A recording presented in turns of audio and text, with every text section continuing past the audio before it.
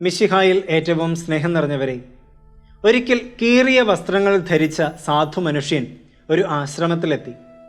തണുത്തു വിറയ്ക്കുന്ന രാത്രിയിൽ തനിക്ക് കിടക്കാൻ ഒരു ഇടം തരാമോ എന്ന് അവിടെയുള്ള സന്യാസിയോട് ചോദിച്ചു. ആ രാത്രി അവിടെ കഴിച്ചുകൂടാൻ സന്യാസി അനുവാദവും നൽകി. കുറെ കഴിഞ്ഞപ്പോൾ ആശ്രമത്തിൻ്റെ ഒരു ഭാഗത്ത് തീ കത്തുന്നതായി കണ്ട് സന്യാസി ഓടിച്ചെന്ന് നോക്കിയപ്പോൾ കണ്ട കാഴ്ച അദ്ദേഹത്തെ ദേഷ്യം പിടിപ്പിച്ചു. തടി കൊണ്ട് നിർമ്മിച്ച ബുദ്ധൻ്റെ പ്രതിമയെടുത്ത് ആ മനുഷ്യൻ തീ കായുകയായിരുന്നു. ഇത് കണ്ട സന്യാസി വളരെ ദേഷ്യപ്പെട്ട് അലറി, നിങ്ങൾ എന്ത് ഭ്രാന്താണ് ചെയ്തത്? ഈ പ്രതിമ എങ്ങനെ നിങ്ങൾക്ക് കത്തിക്കാൻ തോന്നി? സന്യാസിക്ക് തൻ്റെ ദേഷ്യം അടക്കാൻ കഴിഞ്ഞില്ല. ആ മനുഷ്യൻ പറഞ്ഞു, ഞാൻ ഈ തണുപ്പത്ത് കിടന്ന് മരിച്ചു പോകുമെന്ന് ഭയന്നിട്ടാണ് ഇങ്ങനെ ചെയ്തത്. എൻ്റെ മുമ്പിൽ മറ്റു മാർഗങ്ങളൊന്നും ഉണ്ടായിരുന്നില്ല. സന്യാസി പിറ്റേന്ന് രാവിലെ തൻ്റെ ഗുരുവിൻ്റെ അടുത്ത് ചെന്ന് സംഭവിച്ച കാര്യങ്ങൾ അറിയിച്ചു. ഗുരുവിൻ്റെ മറുപടി സന്യാസിയുടെ കണ്ണു തുറപ്പിക്കുന്നതായിരുന്നു. മരിച്ച ബുദ്ധനേക്കാൾ ജീവിക്കുന്ന ആ മനുഷ്യനെ ബഹുമാനിക്കണമായിരുന്നു. മനുഷ്യന് നന്മ ചെയ്യുന്നതാണ് ഒരു പ്രതിമ നശിക്കുന്നതിനേക്കാൾ ഭേദം എന്ന്.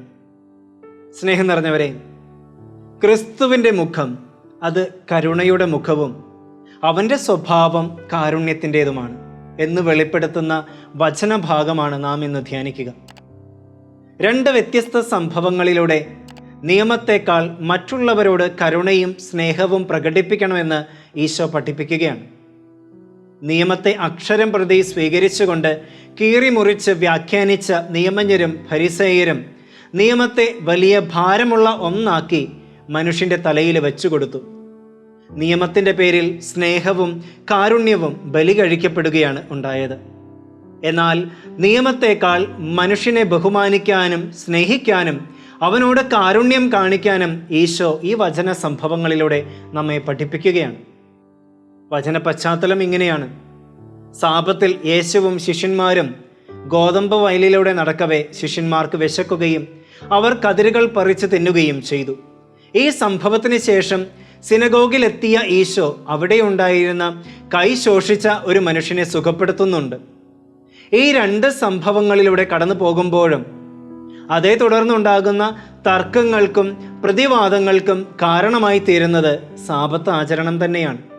ലേവ്യരുടെ പുസ്തകത്തിൽ സാബത്ത് ആചരണത്തെ പറ്റി പറയുന്നത് ഇങ്ങനെയാണ്: 6 ദിവസം നിങ്ങൾ ജോലി ചെയ്യണം, 7-ാം ദിവസം സമ്പൂർണ്ണ വിശ്രമവുമായിരിക്കും. അന്ന് നിങ്ങൾ ഒരു ജോലിയും ചെയ്യരുത്. ദൈവം ഇസ്രായേൽ ജനത്തെ ഈജിപ്തിൻ്റെ അടിമത്തത്തിൽ നിന്ന് മോചിപ്പിച്ചതിൻ്റെ നന്ദി സൂചകമായി ദൈവ ആരാധനയ്ക്കും വിശുദ്ധ സമ്മേളനത്തിനും വേണ്ടി മാറ്റിവെക്കാനുള്ള ദിവസമാണ് എന്ന്. ഇങ്ങനെ ഒരു നിയമം നിലനിൽക്കെയാണ് ഈശോയുടെ ശിഷ്യന്മാർ തെറ്റു ചെയ്തത് എന്ന് അവർ കുറ്റം ആരോപിക്കുകയാണ്. അതിനുള്ള മറുപടിയായി ഈശോ പറയുകയാണ്, ബലിയല്ല കരുണയാണ് ഞാൻ ആഗ്രഹിക്കുന്നത്. അതായത് സാബത്ത് നിയമം ലംഘിച്ചോ ഇല്ലയോ എന്നതിനേക്കാൾ ദൈവഹിതം എന്താണെന്ന് തിരിച്ചറിഞ്ഞ് പ്രവർത്തിക്കുക, മറ്റുള്ളവരോട് കാരുണ്യം കാണിക്കുക എന്നതാണ്. മനുഷ്യൻ്റെ നിയമങ്ങൾക്കും ആചാര അനുഷ്ഠാനങ്ങൾക്കും ഉപരിയാണ് ദൈവഹിതത്തിന് സ്ഥാനം. ദൈവഹിതം എന്തെന്നാൽ കരുണ കാണിക്കുക എന്നത് തന്നെ. ഈശോ തന്നെ അതിന് വലിയ മാതൃകയാണ്. വ്യഭിചാരത്തിൽ പിടിക്കപ്പെട്ട സ്ത്രീയെ ഈശോയുടെ മുമ്പിൽ കൊണ്ടുവരുന്ന രംഗം നമുക്കെല്ലാവർക്കും അറിയാം. യഹൂദ നിയമപ്രകാരം അവളെ കല്ലെറിഞ്ഞു കൊല്ലുക എന്നതായിരുന്നു ആ നിയമം. അതിനുവേണ്ടി കല്ലെറിഞ്ഞു കൊല്ലാൻ കാത്തിരുന്ന ജനത്തിൻ്റെ മുമ്പിൽ സാപത്തിൻ്റെയും കർത്താവായ ക്രിസ്തു നിയമത്തെ ഭേദിച്ചുകൊണ്ട് അവളോട് കാരുണ്യം കാണിച്ചു. ക്രിസ്തുവിൻ്റെ കാരുണ്യം ഒറ്റ നിമിഷം കൊണ്ട് അനുഭവിക്കാൻ അവൾക്ക് സാധിച്ചു. അത് അവളെ മാനസാന്തരത്തിൻ്റെ വഴി തിരഞ്ഞെടുക്കാൻ സഹായിക്കുകയും ചെയ്തു. സ്നേഹം നിറഞ്ഞവരെ, കാരുണ്യം തന്നെയായ ക്രിസ്തുവിനെ അനുധാവനം ചെയ്യുന്ന ഒരു വ്യക്തിയുടെ ജീവിതത്തിൽ എപ്പോഴും ഉണ്ടായിരിക്കേണ്ട സത്പ്രവൃത്തിയാണ് കരുണ. നമ്മിൽ നിന്നും ഈശോ ആഗ്രഹിക്കുന്നതും അതുതന്നെയാണ്. മറ്റുള്ളവരോട് കാരുണ്യവും സ്നേഹവും കാണിക്കണമെങ്കിൽ ഞാൻ ആദ്യം അപരൻ്റെ വേദന എന്താണെന്ന് അറിയണം. അവർ കടന്നു പോകുന്ന പ്രശ്നങ്ങളെക്കുറിച്ചും അവരുടെ ജീവിത അവസ്ഥകളും നാം മനസ്സിലാക്കുകയും ഞാൻ എന്നെ തന്നെ അപരൻ്റെ സ്ഥാനത്ത് നിന്ന് വീക്ഷിക്കുമ്പോഴാണ് അപരൻ്റെ വേദനകളുടെയും സങ്കടങ്ങളുടെയും ആഴം മനസ്സിലാക്കാനും അതനുസരിച്ച് മറ്റുള്ളവരോട് കരുണയും സ്നേഹവും കാണിക്കുവാനായിട്ട് കഴിയുക. ഒരു പക്ഷേ അത്തരത്തിലുള്ള നിരവധി സംഭവങ്ങൾ നമ്മുടെ ജീവിതത്തിൽ ഉണ്ടായിട്ടുണ്ട് എന്നത് തീർച്ചയാണ്. എന്നാൽ നാം ചോദിക്കേണ്ട ചോദ്യവും അതുതന്നെയാണ്. എത്രമാത്രം കരുണയും സ്നേഹവും മറ്റുള്ളവരോട് കാണിക്കാൻ നമുക്ക് സാധിക്കുന്നുണ്ട്? എത്ര തവണ അതിൽ നിന്ന് മുഖം തിരിച്ച് ഞാൻ കളഞ്ഞിട്ടുണ്ട്? മറ്റുള്ളവരുടെ വേദനകളും നൊമ്പരങ്ങളും എൻ്റെ വേദനകളായി കാണാൻ സാധിക്കുന്നുണ്ടോ?